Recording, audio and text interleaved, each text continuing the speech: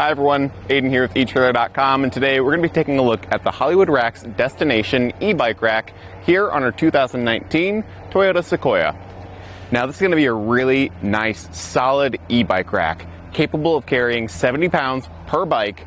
That's a lot of weight, and this thing is well built to handle all of it. You can see this bike is secure. There's a little bit of wobble here and there, but like nothing like a typical bike rack. I mean, this thing is in there, so I really like that.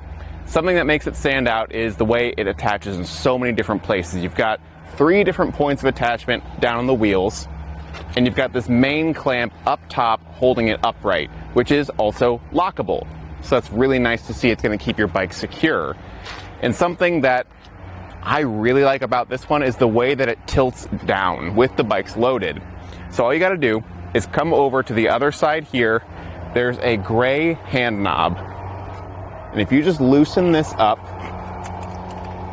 and you can push it out of the way, this frees up our rack to be pushed down, and you can see my hands are off. I mean, this is super easy to do, and that's with an e-bike on here already. So if you've got this fully loaded with 140 pounds of e-bike, it's going to be really easy to set down, get into the back, get what you need, maybe say get the included ramp, and close your trunk. And then when you're ready to tilt it back up, it's just as easy. Just come back here to the mast, bring it up, and we can re-tighten down that knob. Compared to other e-bike racks and really any other platform style rack that tilts away like this, I mean, this is way easier to do. And when you've got all the weight of the e-bikes here, you want it to be easy. And with your Sequoia, there's plenty of room back there to move around, which I really like. And then we can take our ramp, loosen the knob here to extend it, and set it up on the back wheel cradle, lining up the hole with the post on the rack. Now we can get it all unloaded.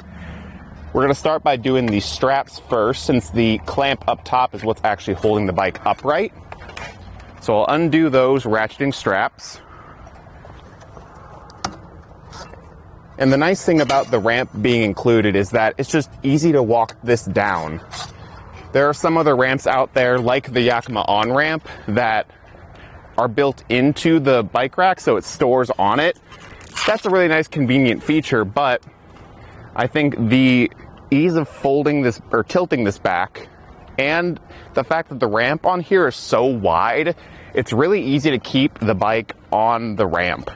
That's something that not all the other bike racks that have ramps can say. Once that clamp is off, we can just wheel it back here, watching out for the pedal, and then just walk it down. Like I said, it's really easy to keep on the ramp. The ramp's actually pretty solid, pretty heavy duty, and again, the width is what really helps the bike stay on there. So then now, all we gotta do is just lift that up, condense it down, and we can throw it in the back of our Sequoia here. Now I'm actually going to grab our tape measure, and we can get this bike rack secured back.